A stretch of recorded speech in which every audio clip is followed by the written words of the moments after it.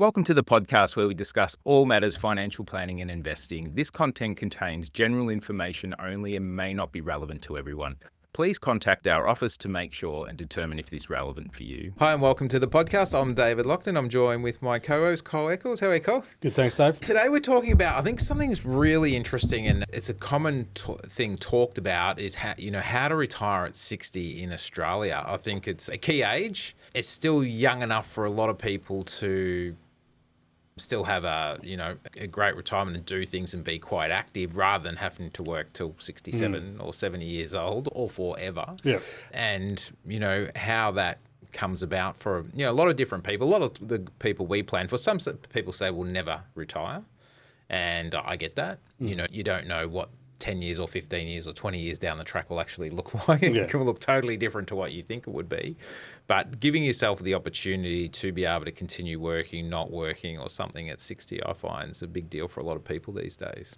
Yeah, I think a lot of people, or some people we speak to, say they really love what they do and they, would never stop doing something. But I suppose it's more about having that flexibility to be able to do that or make that choice or, wind back with it, stop altogether, reduce hours, or some people want to do something totally different maybe. Get to 60 and go, well, I want to, pursue some passion I always had or something, I don't know. So it's more of that flexibility, Yeah, it comes freedom. down to, because a lot of people, when you actually talk to them in their 40s or 50s, they go like, I know I want to be able to, but I don't know when, I don't know how, and what even age I should be planning for, So there's a lot of people that potentially could retire, change their lifestyles and so forth and do it a lot earlier if they wanted to. My wife was showing me a bloody caravan yesterday on Facebook or something. She goes, oh, why don't we just sell everything? We'll just jump in one of these little things and away we go, And I'm like, well, we could do that for many lifetimes over, It's like, I don't know if I could do that for, the next 30 years or 40 years. So it comes down to, sort of everyone's individual about this. Like there's some people that can fill their days in without work very easily. And there's some people after a few weeks on holidays or whatever, it's like, what's next? What should be doing? Or, there's a lot of people that don't play golf or, especially guys, can fill their time in a lot easier than others. And I think a lot of work for most people, it's a part of their identity and it's something, they've probably done for a long time. And I suppose that's that's probably the forgotten thing about retirement planning. Everyone focuses on the money, which is important, like being able to have the freedom and the money behind you. But then, like we've always said before, you go from working, 40, 50, 60 hours a week to suddenly got all this time in your hands and you haven't really pursued any hobbies. And then, you've never spent that much time with your spouse. And other issues causes another problem. Yeah, exactly. It's like, I know, like where I live, and if I have a Monday off or a Tuesday off, which is, extremely rare, maybe in summer when I'm cruising down on my boat out the back and it's like everyone's at houses at work. Yeah, exactly. It's actually quite a weird feeling that if you're off and everyone's working, that actually feels a bit different. It's I should be working or doing something. So, coming to, I think, there's a big appeal for early retirement for options because in Australia it's sort of averaged out. A lot of people are expecting to retire around the 65 mark, and that's been one of the things that's talked about previously. The age pension used to be able to get it when you were 65 and now you can't get that till you're 67, so it's a little bit different. But just on some research and so forth, a lot of people are planning to work to that age.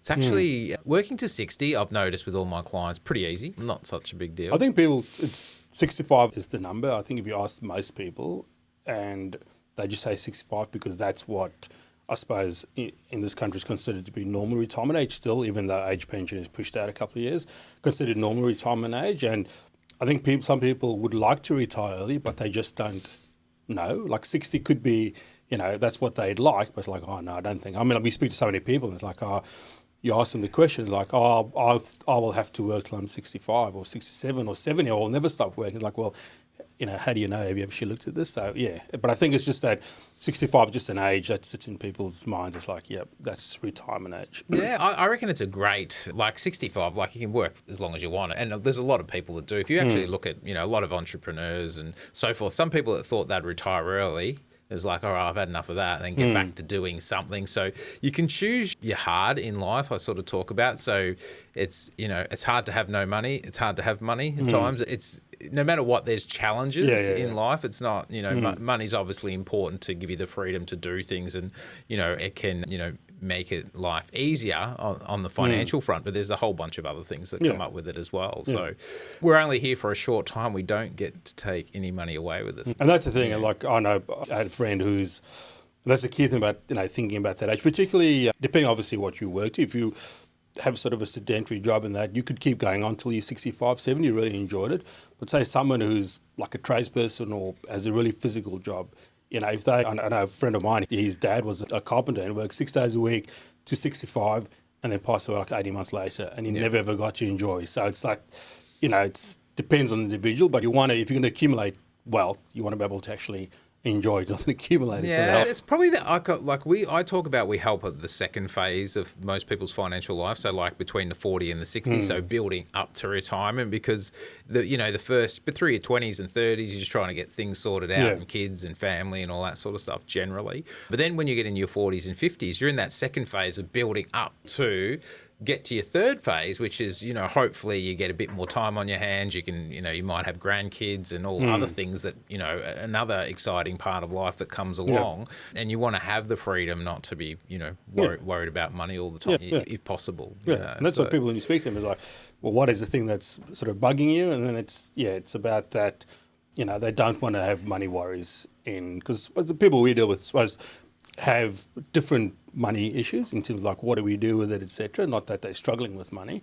And then it's the next part is like, well, when we get to the point now where we're relying on our assets, we don't want to have, worries about going to have a coffee with your friends and like, oh, where's that, is that, can't afford that type of thing. So, and a lot of people you speak to, it's about those grandkids and wanting to help. I think cost of living, that is, a lot of people want to actually give their kids and grandkids a leg up financially as well. So yeah, I think I'd love the age around the 60 mark to be financially free. Like a lot of people can do it earlier, some people do it a lot later, but I just think it's a great age to really aim for, to have a lot more flexibility, just the position most people are in their lives and so forth. And we work bloody hard for a long bloody time, and even mentally, you talked about the tradies and so forth, and then physically they can be burnt out, but mentally, like, we've got some clients in fields that are very draining mentally.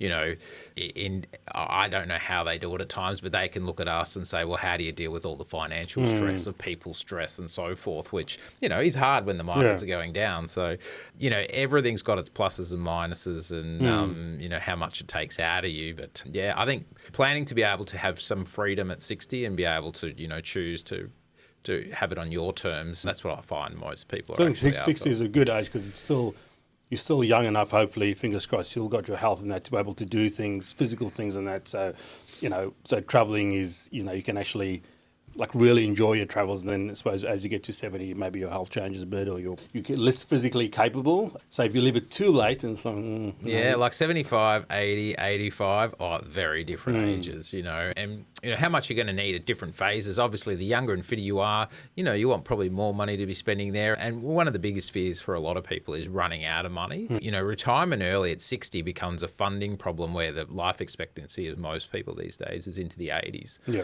So, and that will just keep creeping out with how good medicine is. So it's like, it's a longevity issue that, can come along. So that probably brings us into, there's a lot of rules that floated around. How much do people need saved up to be able to retire? Oh, that's like a lot of people ask that question, and it's like, well, it really depends on the individual. There's a few things out there. There's like rules of thumb. So there's the 4% rule, and just basically saying if you draw down 4% of your capital, then your money should last you your lifetime. This thing I read the other day is the 20 times, the 20x. It's basically whatever income you need in retirement, if you multiply that by 20, your money should last you your lifetime. And that's based on drawing down, your money earning 5%, and you drawing down 5%, and it should last money. So it's like if you need $100,000 a year, you're going to need $2 million in assets. But then what I always point people to, there's an organisation called ASFA, and they do a retirement income standard. And again, it's really like subjective. They come, what's a comfortable or a modest lifestyle for singles and couples.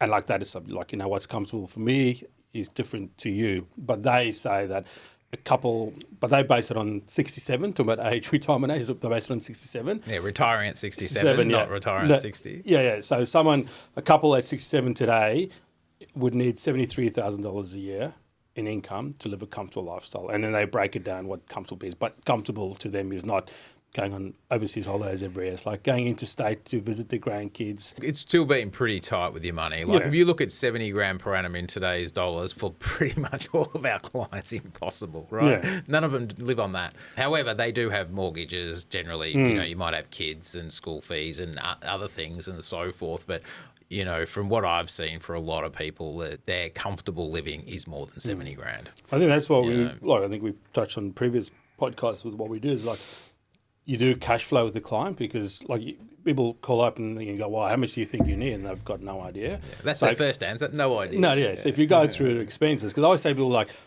your living expenses won't really change that much. Like you take out kids and debts and stuff like that. But, you know, if you, at the end of the day, when you retire, you want the same lifestyle. So if you're used to having dinners out and having coffees and all, that's going to continue when you stop working. Well, you want to continue. Yeah. So it's more about, okay, what are those expenses? Then you probably add something on for holidays if that's what you want to do in retirement. So if you do that cash flow, it gives you a good understanding. And I think that's why sometimes people go, I don't think I could retire. And it's like, okay, if you go through that exercise, it's like, well, you need X amount. Actually, where you are now, you're not that far off. And then it's like, okay, maybe I can. So yeah, it gets really confusing because, like, you know, for a lot of our clients, they won't get the age pension and they may get it down the track. Yeah. And then you can work out when that kicks in and all those sorts of things. Because if you're looking to retire at 60, you're not going to get any help from the government until you're 67. So there's a lot of years you've got to fund yourself, you know, 70 grand per annum for 7 years, for argument's sake. So there's a period of time that you'd have to fund yourself to be potentially retire early. And then, you know, if the 70 grand's not enough, you know, a common, you know, for a majority of our clients is between the 100 and 150 is really what they're after. And some of them are, $500,000 and all that sort of stuff, right? Yeah. But, you know, there's some people that possibly can't live under 300 grand per annum. Like, you know, there's all sorts of things that goes on. But however, it's what you're accustomed to, what you're used to. But really the planning process gets back to the individual and understanding, is it 60? Is it 63? Or is it 67? And it's amazing what is possible because the further you actually push it out past 60, the less years you need to plan for. Yeah, that's right, yeah. So obviously it gets easier and easier every year moving out.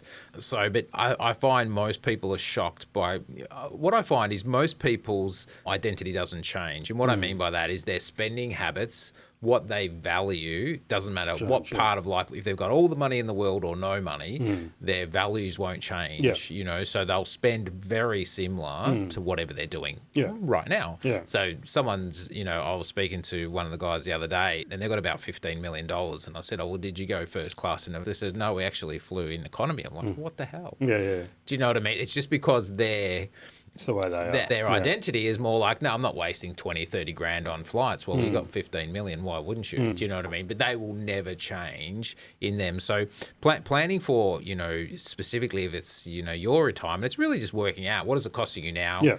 What would you like it to cost you? And then you actually can get some help with planning and going, okay, age, you know, what's coming in. And, you know, one thing we haven't touched on at the moment is there's outside of superannuation and the age pension and those sorts of things, there's also property, there's downsizing, there's share market, there's businesses that may be sold or, you know, there's a whole host of things that actually can come into the equation, make it a lot more interesting. Yeah. And a lot of people, like you talk about, you know, and that's probably one of the questions I always ask someone is if they've been in the family home for a while and they've got kids, it's like, well, what's the plan with that? Because when you're thinking about, you know, working out what capital is available for retirement funding and you've got a $2 million home that's sitting on an acre and there's 6 bedrooms, it could be you and your spouse, you're probably not going to need or don't want that much space and that maintenance and all that. So there's probably at some point they're going to take the equity out of their property possibly. So it's just factoring all of that in and helping people understand what it, like I'd say, it's such a,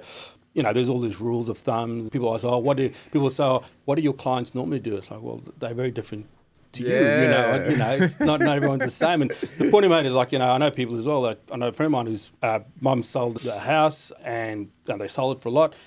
And she's got all this money sitting in the bank now because of her age. She's sitting in cash and she still will not spend a cent. And he's like, just go and enjoy yourself. And she's not because she's never been like that. And she's got all this money and it's just in her not to, she lives frugally and she'll never change. Yeah, it's amazing. Like I've got probably 4 or 5 clients with, 4 or 5 million plus that can't spend a cent. They're lucky to spend 50 or 50, 60 grand a year. We've got all this money coming in. It's like, we should give it away somewhere, get it to some good use or so forth. But, everyone's a little bit different. So, the one main thing in Australia is really people looking after their superannuation. It's going to be probably the main funder for a lot of people, or it's one of those, well, at the moment, still most tax effective vehicles. And as we go down time, the government will, create different rules and so forth around that. But getting money in there is still probably what most people are looking to do at this stage. I think basically, because obviously if you're not a business owner, that's, your primary savings vehicle. So you've got, 1 July, 12% of income going in there. So over, if you're working for 30, 40 years, that's going to be a big part of your nest egg. And if you look at retirement, I suppose, landscape in Australia, the 4 pillars, and that is really the cornerstone of it. So, and even though tax rules may change, I think it will still be more tax effective than doing other things. Yeah, 100%. And one of the things that I think a lot of people don't know about super is you can do what's called a transition to retirement from 60 onwards. If people are looking to ease back, get a little bit of assistance from their super, and also you can do some tax planning around that generally, depending on capability of money and so forth, can really help you, smooth off, and rather than sort of going from 60 and then got no money till I'm 67 or no help, and then everything between. So it's something a lot of people consider doing the transitioning. I know that a lot of people talk about going down to 3 days or 2 days, and many times a client of mine's come in and said, and I've said to them, like, you can retire like many years ago, and they're like, oh yeah, I'll just go one more year. You know, so everyone's different, but understanding how that potentially can work for some people, and that's why that was introduced, because prior to that, you had no access to your super unless you stopped work altogether, and people were stuck in this thing, well, I don't want to work full time, I don't want to stop altogether, but I don't have access, I still need to top up or supplement my income. And they brought that sort of in, and it's a good way. Yeah, it was funny, but back in the day, it used to be that helped us really save a lot of tax for people until they tightened the rules. Yeah, that's right. It's still it can be very effective in certain circumstances still to this day, depending on cash flow and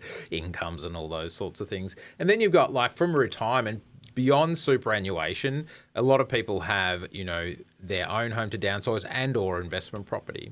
Yeah, and I spoke to someone today, and he's got a number of investment properties, and it's like, well, like, he realises he'll be asset rich and income poor, and it's like, well, how does that all factor into, as he goes into retirement, he's going to have to liquidate properties as he goes along. And he's like, oh, how do I do that? And it's like, well, that's all part of the planning process. It's, you do sell all of them, one of them, gradually. It's just, working. But, I think a lot of people with, it can work, but he's gone in the path of, I'm going to accumulate properties. And then he's got all his assets and not much income. And it's like, well, I need $100,000 a year. And so, well, he knows the rent's never going to give him that. So he needs to plan on how he's going to get the income. Generally, a lot of investment properties are great for, part of the accumulation and using leverage and those sorts of things. But from a cash flow perspective in retirement, generally they're very ordinary. Yeah. If you own an investment property, for argument's sake, on a like-for-like basis for a lot of different other asset classes, you just wouldn't do it. Yeah. It has too many costs and problems and all those sorts of things. But once you get into retirement, it's that consideration of when to sell it. When is the most tax-effective time to sell it? How do you use other asset classes, depending on your situation, to reduce down the capital gains tax potentially you would pay on that property? So there's lots of things around that. And then you've got, business exits. There's one thing that, that we do probably a little bit of, got, many clients actually going through it and have completed selling their business, being able to add a little bit of money to super. Yeah, that's right. And and I think there was a podcast a couple of weeks ago, maybe we talked about getting money into super and the tax or capital gains tax exemptions available to small business owners. It's incredible. A lot of business owners don't actually know what is available, and if they've got an asset that it's an active asset, they've worked it for a number of years and so forth, they meet some conditions.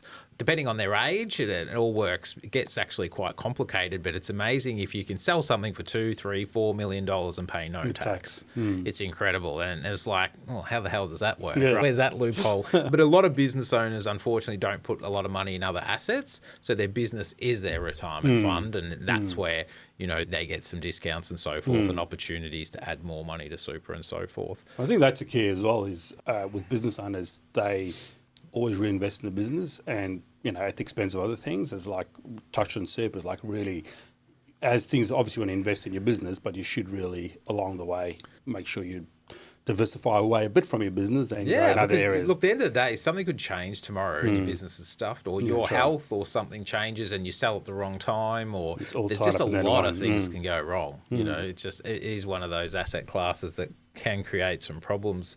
And then I think, you know, really planning your time in retirement, so really lifestyle and mindset, how to make the adjustment. Yeah, I think that's what you're actually going to do in your time, because that's, if you ask people when do they want to retire, not sure. Some say, 60, 65, whatever it is, 67. How much you need, I don't know. What does retirement look like? And then it's blank, because they haven't really thought about how they're going to fill their time. So it's about, you know, when someone says, I'll take up golf, it's like, well, hey, you know, you're going to like it. So you've got to do things now. It's plan the money, plan your time as well, what you're going to do, so that you don't get to that point where you've done all the right things, built your assets up, and you're miserable in retirement because you don't really... You're supposed to retire, but you didn't really want to, you know. Exactly. So it's one of those things. Like, a lot of our clients ask me, like, what are you going to do? And I'm like, I don't know. Yeah. You know, I know, and I have a retirement plan at 60. You know, I'm like, all right, I'm building all my assets up to 60. And once I get there... I'll tell you, I don't know, you know. So the way I see it is me more being probably a mentor at that stage and different things, and hopefully that continues on, you know. So, but, you know, it's 9 years away. I don't know. And some people like that. People do like this volunteer work, and, you know, if you're in business, you can help other people, or, you know, work. I think some people like, you know, you speak to some people, like if they could sit on the beach, somewhere on a laptop for 2 hours a day and make a bit of money, but they feel it's all about fulfillment, I suppose, and purpose and that. So it's really, I think it's, and everyone's different. Like, some people could just sit at home or go shopping every day. I don't know. No way. I just couldn't do it. I was like, I've got to be doing something. And that's like, you know, I really like holidays. And I think it's really important as well, while people are building up for their retirement as well, they're trying to live their best life now. We're only as young as we are today, you know, going forward. So you don't put everything away so that you can start living at 60 or 70 or whatever. And that's another thing as well, like, you know, we've got kinds of before where that retirement spending, the first 5 or 10 years is a lot higher, because that's like, we're going to retire at 60 and we're going hard and travel for 5 years and we're going to need 150,000 a year. And then at 65, we would have done our travels and then our expenses will come down. So it's all about planning all of that as well. It's like how retirement is going to look. Yeah, but it's bloody complicated, isn't it? For a lot, how the hell do you work it out yourself, to be honest? Right. Like, you know, most people in Australia wouldn't know the rules, wouldn't know how to actually plan, or when they're entitled to different scenarios and so forth. So, you know, how would they start? And I was talking to a person earlier, and which we always says, and he goes, you're probably better placed because you see multiple people's situation. I just know mine, so I'm limited by that, whereas you know what's possible. So that's the thing, is you speak to someone who knows a lot of people's situations, and like all our clients are very similar, so we know what's possible. It's an unfair advantage. You know, we've got 300 clients ish, and so I've seen it 300 times. Like, you know, we're building up generally to that point, and it's like knowing, like, depending on circumstances, what people's age are, what their income is, what their current assets are, and everyone can get to different phases. It's amazing what most people actually with some planning can get to. You know, just with a shift in, you know, some momentum in moving their money into the right areas and not using it. And they basically, it starts, in my opinion, it starts with actually getting the projections in place. So it's just understanding, you know, where you are, what are you projected to actually have, you know, and then from there going, you know, is that going to be what I'm after, or what if I done this, and what if I done that, if I added more to super, or I bought an investment property, or I invested more in my business, or I bought some more shares, or I leveraged and bought shares. You know, there's a whole host of things you can do extra, but you don't need to take more risk than you need to. That's right. And the first thing, I suppose, is finding that, like I say, people, is like the whole thing about finding out what that income goal is, because you're basically reverse engineering them and say, okay, so if that's the income goal, how much do we need at that time? But it's having an idea of what that goal is. It comes back to that first point, is about cash flow, understanding what your expenses are, so you know what, or not necessarily know what the exact figures, but I've got a much better idea of what you need at retirement than just going, you know, the AS for standard says 73,000, so that's what I'm aiming for. Yeah, like I just think that, like, you know, I see that out there, and I see a lot of people stressing, and I know there's, you know, different generations, and I know there's different help out there for, you know, different people, and it is really complex and complicated to actually work out. There's a huge amount of Australians retire every day. I'm not sure what the figure is, but there's actually majority of them have got no advice around lots of things, and that's just costing them a bunch of money just for not knowing, you know how the system works and how the rules work and so forth. So I always talk about the earlier you start, the better off you're going to be. If you can reverse engineer it, say where would you like it to be? Forget about where you think it could be. So how would you like it to be, and then try to work back from that. So where, am I doing enough? Do I need to do more? What are the actual opportunities, and where do I move to from here? And for me, being a financial planner now, well, it feels like a long time, 10 years, but all the life journey as well, just understanding how things work. Once you get started, there's no bigger peace of mind, for I know seeing my retired clients come in here, no bigger peace of mind than getting that right. Yeah. And they are the happiest people going around when you've got enough money. Yeah. Lucky enough, I haven't got one that doesn't have enough money. So that's actually a good thing. But they will come in and, life's pretty good. Obviously, they hear things on the TV about the ups and downs of the markets and overall, but they're generally not in the high risky stuff anyway. So it's like, don't worry about that. You're not actually in that anyway. So, but overall, I think it's, the more we sort of grind into what we do specifically, or the more I think about it, look, everyone we deal with are building wealth to retirement. Yeah, sure, I have got a few people retired and all that sort of stuff. Well, not a few, plenty of them. But our main goal is actually creating that wealth between business, the share market, if they've got property, their own house and debt, and their superannuation. And how does this whole beast come together and do it? And a lot of people say, you make it sound so easy, is if you know the right steps. Yeah.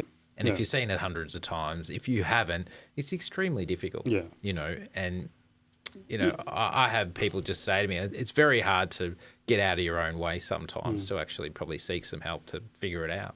And how many people do we speak to that have done well or got to a point? It's like, well, it's not flying blind is not the right term, but they just need clarity, bring it all together, and having a sort of not a purpose. Well, we know the purpose is, but it's bringing it all together. And, okay, this is what I'm doing. I need direction with what I'm doing. Yeah, 100%. There's a lot of people that have done very well, and I always say that. Look, you've done well to get to this position, but it's like, how do you get to the next level to stop worrying about it? Do you know what I mean? Like, if you're the only one looking out of it and or over it, and you're not the expert in the field, it's bloody scary. So having someone, it's like anything, having someone coaching and making sure the strategies are right, weighing up all the options, knowing what the opportunities are. Right. You've got a much bigger chance of getting it right. All right, sounds like the alarm's off, so it's time to go. But thanks for today, and if you need any help with your retirement planning, please reach out, and we would be too happy to have a chat and see if we can help. Thanks, Dave. Cheers.